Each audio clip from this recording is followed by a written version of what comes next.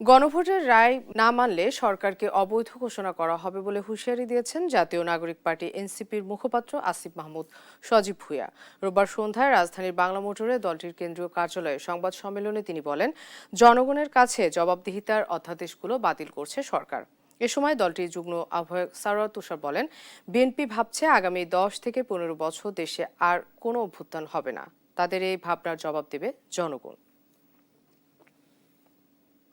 এবং নির্বাহী বিভাগের ক্ষমতা বৃদ্ধির যে উপায়ের মধ্য দিয়ে করা যায় সেটা রাখা হচ্ছে, কিন্তু যেখানে জবাবদিহিতা করার বিষয় আছে, যেখানে জনগণের কাছে জবাবদিহিতা করতে হয় অ্যাকাউন্টেবিলিটির জায়গাগুলোতে, সেই অধ্যাদেশগুলোকে বাতিল করা হচ্ছে। এই গণভোটের রায় যদি আপনারা না মানেন, তাহলে এই সরকারকে আমরা সেদিন থেকেই অবৈধ সরকার বলা শুরু করব এবং আমরা এটার জন্য সময় নিব না। এই পরিস্থিতিতে আমাদের আসলে রাজপথে নামা ছাড়া কোনো উপায় ছিল না এবং সামনের দিনে হয়তো আমাদের এই আন্দোলন আরও বড় পরিসরে আমাদেরকে ভাবতে হতে পারে।